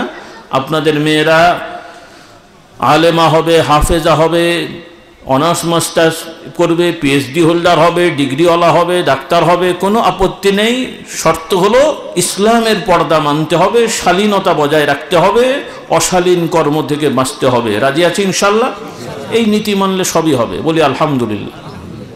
এই বিষয়গুলো আপনাদের বুঝতে হবে। পক্ষান্তরে এক মহিলা যদি বাড়িতেই থাকে বা ছেলেরা যদি ঘরেও থাকে, তারপরে যদি অন্যায় করে, তার মানে কি পর্দা হয়ে গেল? হ্যাঁ, এই পর্দার বিধানটা আপনারা শিখবেন। তো যাই হোক, আজকে আপনারা পারলে কিছু বই নিয়ে যাবেন, ইমান আকিদার বই আপনারা নিয়ে যাবেন। আমি আগামীবার দেখব কয়জন নিয়েছেন। যদি আমার মনোপুত হয় তাহলে আমি ভবিষ্যতে আসব, না হলে আসব না। কি বলেন? সবাই আন্দোলন করেন, আমারও তো একটা আন্দোলন আছে নাকি? আমি এতবার আসি, বই কিনবেন না, পড়বেন না, তাহলে কেমন করে হবে? অন্তত 1-2টা বই নিয়ে যাবেন। কারণ যা বলি সেটাও তো মনে রাখেন না, ওয়াজ শুনেও মনে রাখেন না, বইও কিনেন না, শুধু পানি বড়া একটু নিয়ে যান। এই দিয়ে কি কবরের আযাব মাপ হবে? বড় জোর একটু ঠ্যাঙের ব্যথা, পেটের ব্যথা, মাথার দোষ হয়তো ভালো হবে, আমি তো করব না, কে ভালো করবেন? কিন্তু কবরের আযাব থেকে মাপ পেতে হলে, হাসরের হিসাব সহজ হতে হলে ঈমান আমল শুদ্ধ করতে হবে। রাজি আছি ইনশাল্লাহ? আর সেটার জন্য যা বলা হয় একটু আমল করতে হবে। রাজি আছি ইনশাল্লাহ? আর শেখার জন্য বই নিয়ে যাবেন। কোরআন হাদিসে সব আছে, কথা সুন্দর, কিন্তু আপনাকে কোরআন হাদিস খুলে দিলেই পড়ে পড়ে বুঝে আমল করবেন? এত সহজ বিষয়গুলো? তাহলে ভালো ভালো আলেমদের কাছে যেতে হবে, সত্যবাদীদের শরণাপন্ন হতে হবে। আপনাদের জন্য উপযুক্ত ভাষায় যে সমস্ত বই পুস্তক সংকলিত হয়েছে এগুলা সংগ্রহ করতে হবে। তো আলহামদুলিল্লাহ আমরা চেষ্টা করেছি মোটামুটিভাবে, শতভাগ না হলেও একটা মুমিন মুসলমান নারী পুরুষের স্বাভাবিক যা দরকার ঈমান আমলের অন্যান্য ক্ষেত্রে, এগুলোর বই আমরা সংকলন করেছি। বলি আলহামদুলিল্লাহ। যাদের সুযোগ আছে একটা সেট করে নিয়ে যান, বেশি না পারলেও 2-4টা নিয়ে যান। ইসলামী আকিদা শিক্ষা, আমাদের ঈমান, আল্লাহর প্রতি ঈমান, নবীর প্রতি ঈমান, আখিরাত, পরকাল, ইসলামের বিধিবিধানের প্রতি ঈমান, আহকাম, এগুলো আলহামদুলিল্লাহ আমরা সহজ ভাষায় কিতাবে সংকলন করেছি। আপনারা এগুলো সংগ্রহ করবেন, পড়বেন। মহিলারা ওইটা কিনে নিয়ে যাবেন, পড়বেন। এরপরে নিয়মিত কিছু জিকির আজকার, নামাজ ফরজ, রোজা ফরজ, এগুলো সবার জানা আছে। কিন্তু এর পাশাপাশি কিছু ইবাদত আছে যেগুলো অল্পতে আমাদের আমলনামা অনেক ওজনদায়ক করে দেবেন। বলুন সুবহানাল্লাহ।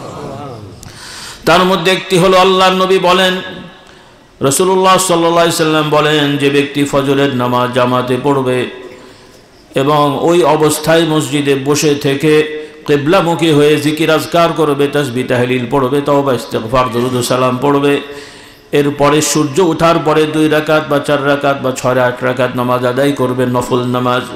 আমলটা নফল, জামাতে নামাজ পড়া জরুরি, ফজরের নামাজ সহ 5 ওয়াক্ত নামাজ ফরজ। তবে এই জিকির আজকার করাটা নফল হলেও, 2-4-6 রাকাত 8 রাকাত নামাজ পড়া নফল হলেও, আল্লাহর নবী এর মর্যাদা বলেন, যে ব্যক্তি আমলটা করবে আল্লাহ তাআলা তার আমলনামায় একটা পূর্ণাঙ্গ হজ এবং উমরার সওয়াব দান করবেন। কথা বুঝলেন? কিসের সওয়াব? একটা হজ আর একটা উমরা। সবার বিশ্বাস হলো? অনেকের হয়নি। যুবক কয়টা চিন্তা করছে কেমন করে হয় নাকি? ও তো মক্কাই যায়নি, তো মসজিদেই বসে আছে। হ্যাঁ, এরকম অনেক যুক্তিবাদী আমাদের সমাজে ইদানিং বেরোচ্ছে। তারা হাদিসের কথা শুনলে তাদের কাছে যুক্তিযুক্ত মনে হচ্ছে না। সাবধান! আল্লাহর নবী থেকে সহি সনদে প্রমাণিত বর্ণনা যদি কেউ অবজ্ঞা করেন, ঈমান নষ্ট হয়ে যাবে। তওবা করে ঈমান আনতে হবে। কথাটা বোঝা গেল? এগুলোকে হালকা করে দেখবেন না। আপনার ঈমানই তো আল্লাহর নবীর কথার উপরে, তাহলেই তো মোমেন। এই কোরআন নবীর প্রতি নাজিল হয়েছে, আপনি আমি কি বসেছিলাম? দেখেছেন? কথা বলছে না। আল্লাহর নবী মুহাম্মদ সাল্লাল্লাহু আলাইহি সাল্লাম যে নবী, আমরাও কি সেটা সরাসরি দেখেছি? কিন্তু কথাগুলো সত্য নাকি ভুল, নাকি দ্বিধাদ্বন্দ্ব আছে? নিশ্চিত মুহাম্মদ সাল্লাল্লাহু আলাইহি সাল্লাম শেষ নবী। কোরআন আল্লাহর কথা, আমরা দেখিও নি, আমাদের ফিজিক্যালি এগুলো মিটো হয়নি, কিন্তু আমরা সত্যবাদীদের দ্বারা আমাদের কাছে পৌঁছেছে, আমাদের বিশ্বাস করতেই হবে। এটাই হলো ঈমান। বলুন সুবহানাল্লাহ। এখানে আপনার আমার যুক্তিতে খাটলে মানবেন, যুক্তিতে না খাটলে মানব না, তাহলে বাবা মুসলমান হননি। তাহলে কি হননি? আপনি যুক্তিবাদী হয়েছেন। আর যুক্তিবাদী, সব থেকে বড় যুক্তিবাদী হলো ইবলিস, পরিণতি শয়তান। তাহলে বেশি যুক্তিবাদী হলে আপনার আমার পরিণতি শয়তানের মতন হবে। শয়তানের মানে হলো রহমত থেকে বিতাড়িত জাহান্নামী। কেউ হতে চান? তাহলে অত যুক্তিবাদী হবেন না। কোরআন হাদিসে যা এসেছে তাই মানতে হবে। যুক্তিতে খাটুক আর না খাটুক। আবার কেউ কেউ বলবে কোরআন হাদিসে সব যুক্তি সমান। আপনার যুক্তিতে অনেক জিনিস খাটবে না, আসবে, এটা স্বাভাবিক, হতেই পারে। কিন্তু আমরা বিশ্বাস করব, কারণ আপনার আমার যুক্তি একটা লিমিটের মধ্যে থাকে, একটা সীমাবদ্ধতার মধ্যে থাকে। আর আল্লাহ তাআলার হুকুম, সৃষ্টি, তিনি এমনভাবে সৃষ্টি করেছেন সেটা আমাদের চিন্তার বাহিরে। বলুন সুবহানাল্লাহ। কথা বুঝতে কষ্ট হয়? তাহলে যে আমলটা বললাম খুব কষ্টের আমল। কথা বলছে না। আচ্ছা, আমি দেখব আগামী বছর, আজকে তো শুনলেন, আগামী বছর আমি চাইবো যে আপনারা বলবেন এই আমলটা আমি বলেছিলাম। আশা করি কিছু লোক করবেন, সবাই করতে পারবেন না আমি জানি, কারণ আমরা সবাই পারবো না, হয়তো মাঝে মাঝে হোক, নাকি বলেন? আগামী বছর অন্তত আমি দেখতে চাইবো যে এই সারা বছরে মাঝে মাঝে দু একদিন এই আমলটা করেছেন। বলি ইনশাল্লাহ। আমি নিজেও জানি সবাই পারবেন না সব সময়, কিন্তু মাঝে মাঝে হয়তো মাসে একবার দুবার করেন।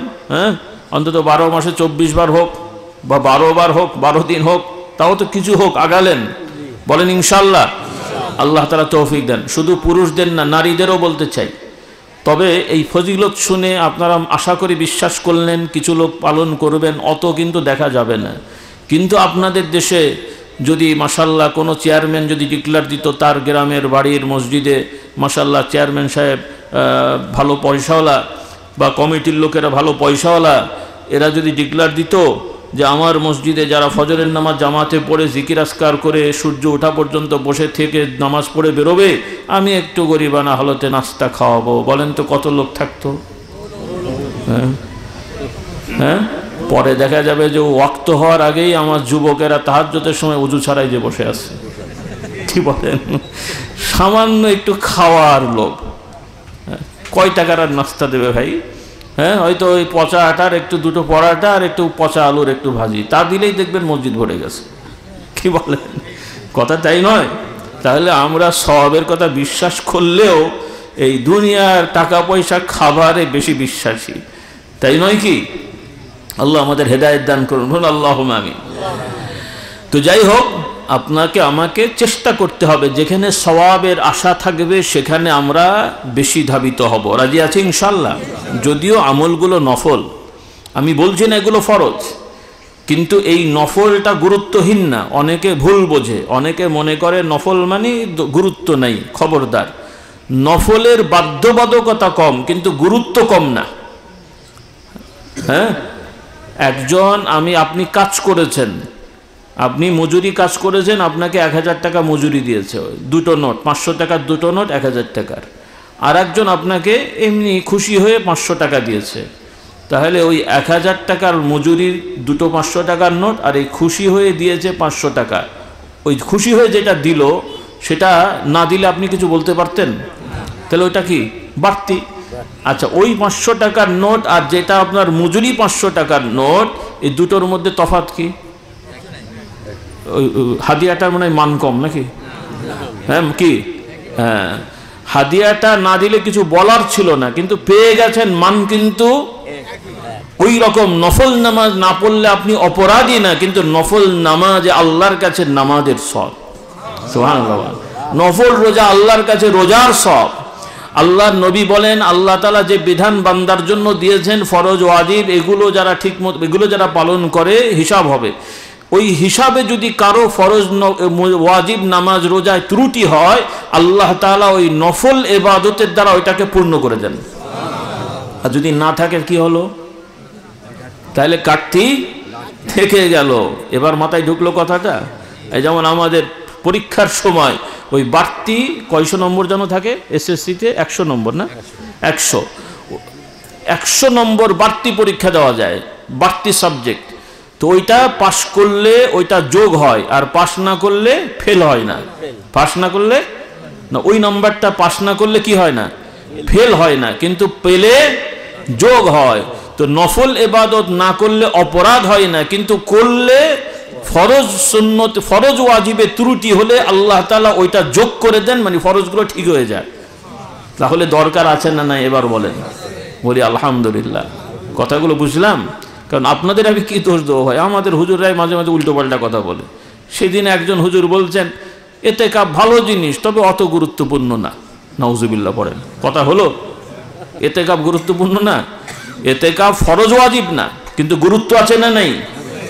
গুরুত্ব আছে। বেখেয়ালে বলে ফেলেছেন। ওই কথাটা যারা শুনবে ওনার ভক্ত, ও বেটা কি আর এতেকাফ করবে? তো হুজুরই তো বলেছে এতেকাফ গুরুত্বপূর্ণ না। বলা উচিত ছিল যে যাদের সুযোগ আছে ভাই আপনারা চেষ্টা করেন, এটা খুব বড় ইবাদত, না করলে অপরাধ নাই, কিন্তু করলে অনেক সওয়াব পাওয়া যাবে। ওই হুজুরকে যদি বলা হয় অমুক জায়গায় না গেলে আপনার সমস্যা নাই, তবে গেলে 5000 টাকা পাওয়া যাবে, হুজুর যাবে না মনে হয়, ও রাতের বেলা যে বসে থাকবে। ও টাকার বেলায় সব ঠিক আছে। আমি ওই জন্য আর কি করে বলি যে আমাদের হুজুরদের মধ্যে অনেক ঝগড়া ফাসাদ আছে, তবে এক ব্যাপারে সবাই একমত, সেটা হলো পাবলিকের থেকে পয়সা নেওয়া। এতে কোনো দ্বিমত নেই। সে ওয়াহাবি বলেন, সুন্নি বলেন, এই পন্থী সেই পন্থী, ওই ঘরানা সেই ঘরানা, পীরপন্থী বিরোধী, হ্যাঁ এই জায়গায় সব ঠিক। নাউজুবিল্লাহ পড়েন, আল্লাহ হেদায়েত করুক। হ্যাঁ, তো যাই হোক, দুনিয়ার লোভ আমাদের অন্তরে ঢুকে পড়েছে, এগুলো থেকে বের হয়ে আসতে হবে। খাবেন কোনো দোষ নেই, আল্লাহ তো আপনাদের জন্যই দিয়েছেন, বিয়ে করবেন, সংসার করবেন, কিন্তু লোভী হওয়া যাবে না। কি হওয়া যাবে না? স্বভাব নষ্ট করা যাবে না। ভালো খাবেন, কিন্তু লোভ লালসা যেন না থাকে। বিয়ে শাদী করবেন, কিন্তু নারী লোভী হওয়া যাবে না। চরিত্র নষ্ট করা যাবে না। আল্লাহ তাআলা আমাদের হেদায়েত দিন, বলুন আল্লাহুম্মা আমিন। তো আমার ভাইদের, মাদের বলি, আপনারাও এই আমল করবেন। এমন না যে শুধু পুরুষদের করতে হয়, মহিলারাও মাশাআল্লাহ যাদের সুযোগ আছে বাড়িতে, আর সাধারণত আপনাদের এই গ্রামগঞ্জে মা বোনদের সুযোগ আছে আলহামদুলিল্লাহ। এখন সবারই সুযোগ আছে। এখন যেভাবে আমাদের লাইফস্টাইল, তাতে সকালবেলা একটু জিকির আজকার করা খুব সহজ কাজ। আগে এক সময় আমাদের মা বোনরা সেই ভোরবেলায় রাস্তা বের হয়ে যেতে হতো, উঠান ঝাঁট দিতে হতো, এই সেই গরু ছাগল টানাটানি লাগতো। এখন অনেকটা কমে গেছে, তাই না? আছে, তারপরে আগের মতন কায়িক পরিশ্রমটা ওইভাবে নেই। আল্লাহ তাআলা নিয়ামত দিয়েছেন, বলি আলহামদুলিল্লাহ। আর আপনারা কিন্তু একদিকে হয়তো বড় বিল্ডিং টিল্ডিংয়ে থাকেন না, কিন্তু স্বাভাবিকভাবে বড় বড় শহরের তুলনায় আপনারা ভালো আবহাওয়ায় থাকেন, বলি আলহামদুলিল্লাহ। আপনি নিঃশ্বাস নেন, ফ্রেশ নিঃশ্বাস। 1 ঘন্টায় যা নিঃশ্বাস নেন টোটালটাই ফ্রেশ। আর ঢাকা শহরে 1 ঘন্টায় নিঃশ্বাস নিয়ে অর্ধেকই হয়তো পয়জন। কথা বললেন না? আল্লাহর অনেক নিয়ামত আছে, বলি আলহামদুলিল্লাহ। এগুলো কাজে লাগান, এগুলো কাজে লাগান। যুবকদেরকে কাজে লাগান, এদেরকে পরিশ্রমী বানান। এখন থেকে সব প্রস্তুতি নেন। সব বাহিনী যেমন সরকার বলেছে প্রস্তুত রাখতে, তো আমরাও বলতে চাই সকল ইমানদার যুবকেরা প্রস্তুত থাকো। কি রাজি আছি ইনশাল্লাহ? তবে বিড়ি টেন আর ইয়াবা খেয়ে, হ্যাঁ, ও ঠেলা দিলে তো এমনিই পড়ে যায়। কি প্রস্তুত থাকবে রে বাবা? হালাল খেতে হবে, কায়িক পরিশ্রম করতে হবে, খেলাধুলা করবে, তবে টিম করে খেলাধুলা না। ওই টিম করে খেলাধুলা করতে যে বিনোদনের নামে আবার ঘোষাঘুষি শুরু হয়ে যায়, ওইটা না। একটা 2 টিম হবে, খেলবে, হার জিতের কোনো প্রশ্ন নেই, এমনি খেলবে, ব্যাট নিয়ে পিটাতে থাকো, বলে কে জিতলো কে হারলো হারাহারি নেই, শুধু পিটাতেই থাকো, ঠিক আছে? খেলাধুলা করবে, কায়িক পরিশ্রম করবে, হাঁটা চলা করবে, দৌড়ঝাঁপ করবে, ভালো ভালো খাবার খাবে। আল্লাহ তাআলা নিয়ামত দিয়েছেন, বলি আলহামদুলিল্লাহ। হালাল খাবে, আল্লাহ শুকরিয়া আদায় করবে, শরীরও ভালো থাকবে, আমল নামাও সওয়াবে ভরপুর হয়ে যাবে। বলুন না সুবহানাল্লাহ।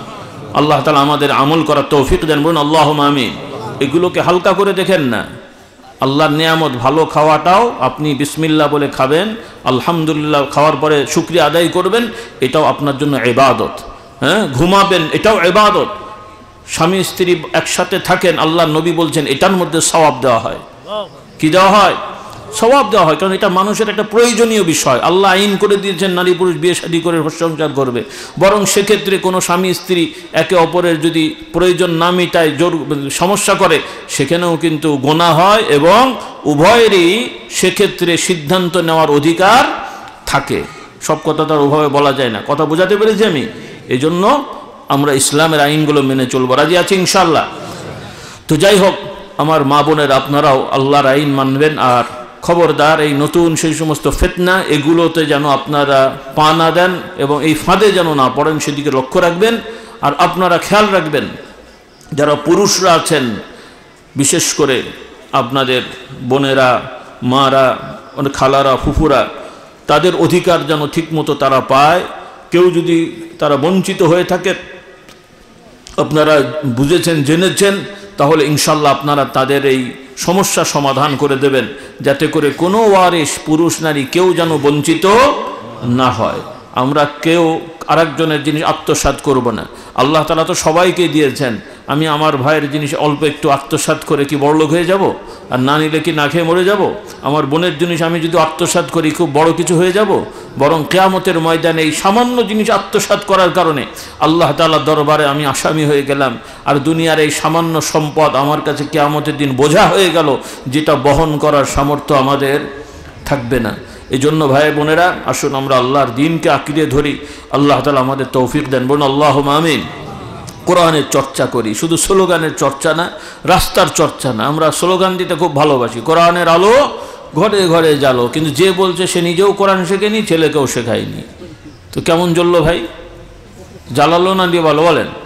এরপর ইসলামের শত্রুরা হুঁশিয়ার, সাবধান, আজান দিলে মসজিদে নেই। তো কে শত্রু ভাই? শত্রুটা কে? কাকে তাড়াচ্ছেন আপনি? তো এই সমস্ত ভণ্ডামি স্লোগান দিলে হবে না। আমরা মুসলমান, আমরা আল্লাহর আইনকে আঁকড়ে ধরবো। পরিবার থেকে সমাজ, সমাজ থেকে রাষ্ট্র। নিজের পরিবার যদি সোজা না হয়, সমাজ কোত্থেকে সোজা হবে? সমাজে যদি ইসলাম না থাকে, তো ওই পার্লামেন্টে খাতা কলমে আইন লিখলে কি হয়? হ্যাঁ, খাতা কলমের আইন দিয়ে হয়? কথাটা বোঝেন রে বাবা। এখনও তো খাতা কলমে যে আইন আছে সবই কি খারাপ? কোথাও কি সংবিধানে লেখা আছে নাকি যে মন্ত্রী হইলে চুরি করা যাইবে? কোথাও লেখা আছে নাকি? মন্ত্রীরাও কি বলে যে আমি সশস্ত্র চিত্তে শপথ করিতে যে গোপনে গোপনে চুরি করিব? তাই কি শপথ নেয়? সবাই তো মিষ্টি মিষ্টিই কথা বলে, জান দেওয়ার জন্য প্রস্তুত রহিয়াছি, পরে দেখা যায় জান নিয়েই অস্থির হয়ে যায়। কি বলেন? সেই জন্যে কথা তো সবাই ভালো বলে, খাতা কলমে তো সব ভালো জিনিসই লেখা থাকে। তো মানুষ যদি সোজা না হয়, ও খাতা কলম দিয়ে কিছু হবে না, ও ধুয়ে খাবেন আপনি সংবিধান। এই জন্যে কোরআনের শাসন মানে আমাদের সন্তানদের মধ্যে কোরআন থাকতে হবে। মেজরিটি মানুষ যখন কোরআন হাদিস মেনে চলবে, ওই 2-4টে দুষ্ট তখন এমনি সোজা হবে, তাদেরকে আইন দিয়ে সোজা করতে হয়। এখন যদি প্রশাসন চোর হয়, তাহলে কে কাকে ধরবে রে ভাই? কে কাকে ধরবে? কথাটা বুঝতে হবে। শুধু স্লোগান আর গায়ের জোরে, গলার জোরে বকলে তো হবে না, বাস্তবতা আপনাকে বুঝতে হবে। ওই মাহফিল হলে টুপিওয়ালা দাড়িওয়ালা দেখা যায়, কিন্তু কত পার্সেন্ট মানুষ আমাদের ইসলাম জানে? শতকরা বাংলাদেশের ছেলে মেয়েদের 10% মাত্র মাদ্রাসায় পড়ে, 90% স্কুল কলেজে পড়ে। তার মানে এই 90% অধিকাংশ ইসলাম জানে না, শুধু নামে মুসলমান। আর যেই 10% মাদ্রাসায় পড়ে, তাদের মধ্যে তো আবার আলিয়া মাদ্রাসা আছে। ধরে নিয়ে আসেন না, ক্লাস দাখিলে 10টা ছেলেকে কটা সই করে নামাজ পড়তে পারে? পারে আপনাদের দেশে? আর এই তো এখন পরীক্ষা চলছে, সব হল পাহারা দিচ্ছে। কি পাহারা দিচ্ছে? হল পাহারা দিচ্ছে। শিক্ষকেরা হল পাহারা দিচ্ছে মানে কি? মানে ম্যাজিস্ট্রেট আসছে কিনা পাহারা দিচ্ছে। ছাত্রদের বলেছে আমরা পাহারা দিচ্ছি, তাড়াতাড়ি নকল করে শেষ কর, এলে আমি বলে দিচ্ছি। তাই পাহারা হচ্ছে না? হ্যাঁ, তো এই পাহাড়ে এই ছেলেগুলি তো টাইটেল পাস মাওলানা হবে, এর এটা কোরআনের আলো জ্বালাবে না নিভাবে? জ্বালাবে না নিভাবে? হাসার জন্য বলছি না, এগুলো প্র্যাকটিক্যাল সমস্যা। তো এগুলো সোজা করতে হবে। সব তো সরকারের দোষ দিয়ে লাভ নেই। সরকার সিলেবাস করে দিয়েছে, আপনাদের বেতন দিচ্ছে, কিন্তু আমরা হুজুরেরা পড়াচ্ছি না, ছেলেদেরকে নকলবাজ বানাচ্ছি। এগুলো সরকারের দোষ? এগুলো সরকারের দোষ? আল্লাহ আমাদের হেদায়েত দান করুন। আমরা নিজেরা অপরাধ করেও আরেকজনের ঘাড়ে চাপিয়ে দিই, যত দোষ সব কি বলে বন্ধ গোষ। এভাবে হবে না। আল্লাহ আমাদের হেদায়েত দান করুন, বলুন আল্লাহুম্মা আমিন। এখনো অনেক সুযোগ আছে, বাংলাদেশে অনেক সমস্যা আছে, পৃথিবীতে সমস্যা আছে, কিন্তু আলহামদুলিল্লাহ আমরা হতাশ নই, নিরাশ নই। অনেক সম্ভাবনা আছে। এই সম্ভাবনাগুলো যদি আমরা কাজে লাগাতে পারি, অনেক সমস্যা এমনি এমনি সোজা হয়ে যাবে ইনশাআল্লাহ।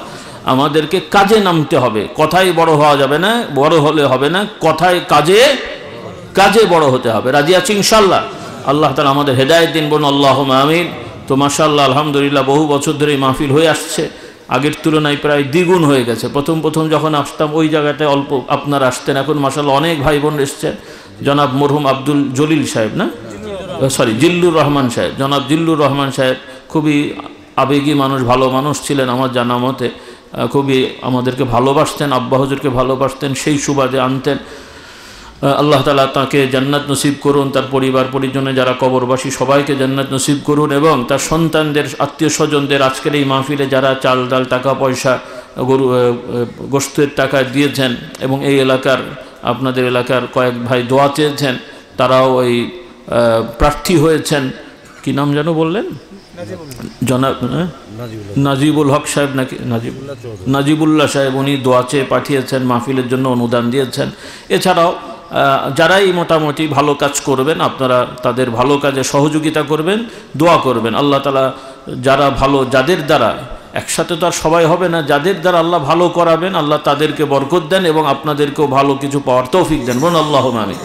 তো আমরা সবার জন্যই দোয়া করি, আল্লাহ তাআলা ভালো মানুষকে ভালো কাজ করার তৌফিক দেন। আল্লাহ তাআলার নিয়ামত কম নেই, বলি আলহামদুলিল্লাহ।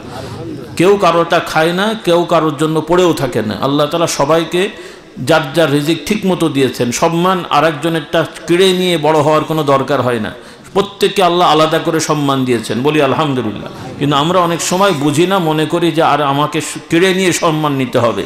যারা কাড়াকাড়ি করে তারা সম্মান পায় না, যারা আল্লাহর হুকুমে কি বলে আস্থা রাখে ইনশাআল্লাহ তারাই সম্মানিত হয়ে থাকে। কাজে এই বিষয়গুলো আমরা লক্ষ্য রাখবো। তো ইনশাআল্লাহ আজকে আর কথা বাড়িয়ে কষ্ট দেবো না, কয়েকটা বিষয় বললাম, মনে থাকবে ইনশাআল্লাহ। আমি আবারও মনে করে দিই, অলরেডি ভুলে গেছেন মনে হয়, তার সাথে আবার খাবার খেলে তো হজম হয়ে যাবে। তো আবার মনে করে দিই, আগামীবার আমি চাই প্রত্যেকটা পরিবারে একটা করে কোরআনের তাফসীর থাকবে, বলেন ইনশাআল্লাহ? হ্যাঁ, আর এর সাথে এটা আমি বলছি ওয়াদা, আর চেষ্টা করবেন আর কি সাধ্য অনুযায়ী। আর একটা হাদিসের একটা বই রাখবেন, সেটা হলো রিয়াদুস সালিহিন। কি নাম? রিয়াদুস সালিহিন। আর একটা আল্লাহর নবীর জীবনী, হাদিসের মধ্যে জীবনীর অংশ, তবে এটা আলাদাভাবে সাজানো। রহিকুল মাখতুম। কি নাম? রহিকুল মাখতুম। আপনারা এখন হয়তো না বুঝলেও মনে রাখবেন, অন্তত এই 3টা বই রাখবেন। আর মাসলা মাসাইল একা একা পড়লে বোঝা যায় না, ওইটা আলেমদের কাছে যেতে হয়। ফিকার কিতাব বা আমাদের নারীদের জন্য এখন কিতাব আছে, মেয়েদের মাসলা মাসাইল আলাদাভাবে লেখা আছে, আর সবার জন্যই পুরুষদেরও মাসলা মাসাইল আছে। মোট কথা যারা মাশাআল্লাহ একটু পড়াশোনা জানেন, এই 5-10টা কিতাব বাড়িতে রাখবেন। অবসর সময় একটু মাঝে মাঝে দেখবেন, একটা পেন্সিল রাখবেন, একটু পড়বেন, দাগ দেবেন, মনে থাকবে। ইসলামটা চর্চা করব, রাজি আছি ইনশাআল্লাহ? আমাদের এভাবে দুর্বল ইমানদার হলে হবে না, শক্তিশালী ইমানদার হতে হবে। তো আমাদের বিভিন্ন বাহিনী যেমন ট্রেনিং নেবে, কিন্তু আমাদের ট্রেনিং হলো আগে ইমানের ট্রেনিং। ইমান শক্তিশালী না হলে বাবা শরীর দিয়ে শক্তিশালী হবে না, তখন আবার পালাতে মন চাইবে। আর ইমান শক্তিশালী হলে তখন আর পালানো কেন, বরঞ্চ শত্রু বাহিনীকে দৌড় কাটাতে পারবেন ইনশাআল্লাহ। আল্লাহ তাআলা আমাদেরকে বুঝ দেন, বলুন আল্লাহুম্মা আমিন। শরীরের শক্তি লাগবে, এটা ঠিক, এর থেকেও মানসিক এবং ইমানি শক্তি বেশি দরকার। ইমানি শক্তি বেশি দরকার। আল্লাহর নবীর সাহাবাদের শারীরিক বা অস্ত্রের শক্তির তুলনায় তাদের ইমানি শক্তি বেশি ছিল, যার কারণে তারা এক একজন মানুষ 10 গুণ পর্যন্ত তারা মোকাবেলা করে তাদেরকে কামিয়াব করে দিয়েছেন, বলুন সুবহানাল্লাহ। আল্লাহ তাআলা আমাদের তৌফিক দেন। আর কথা বাড়িয়ে কষ্ট দেবো না, ইনশাআল্লাহ আপনাদের দাওয়াত থাকবে, পাকশিতে দাওয়াত থাকবে, আপনারা যাবেন পাকশিতে আমাদের মাহফিলে। ঢাকাতেও এখন যাতায়াত সহজ হয়েছে, যাদের সুযোগ আছে মাহফিলে যাবেন। আর আশা করা যায় আগামী বছরের জানুয়ারি মাসে নওগাঁর মাহফিলটা হবে। আমরা এটা শীতকালে নিয়ে এসেছি, নওগাঁ নওজোয়ানের মাহফিল। আপনারা জানতে পারলে ভাইরা আপনাদের বলবে, একটু মোটামুটি লোকেরা যাওয়ার চেষ্টা করবেন। পারা যাবেন ইনশাল্লাহ?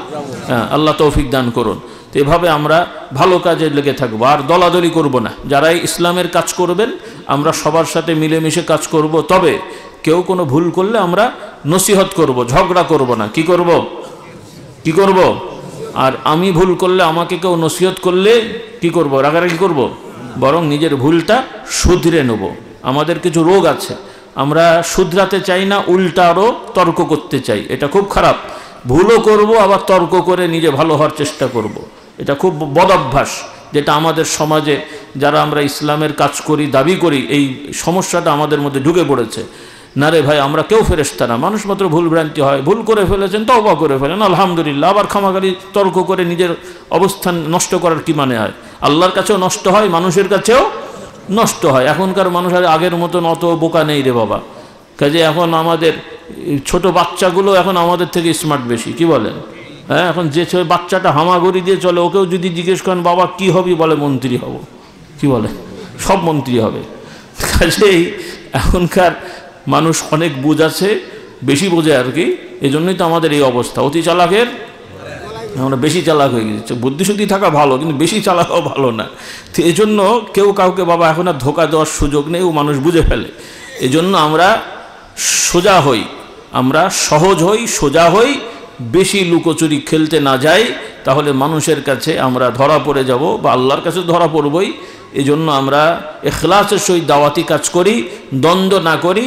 আমিও ভালো কাজ করি আলহামদুলিল্লাহ, আরেক ভাই করছেন, আমি তাকেও বাহবা দেবো, তার সাথে ঝগড়া করব না যে আমি করছিলাম আবার ও বেটা এলো কেন। এই আমাদের রোগ আছে, এগুলো আমাদের বাদ দিতে হবে। তো যাই হোক, আসুন আমরা সবাই আল্লাহর কাছে ফরিয়াদ করি। মুসাফির হালতে আমি আছি, তওবা ইস্তেগফার পড়ি। অনেক রাত পর্যন্ত আপনারা কষ্ট করে বসে আছেন, আর কষ্ট দেবো না। তো আর ওলামায়ে কেরামের সাথে থাকবেন।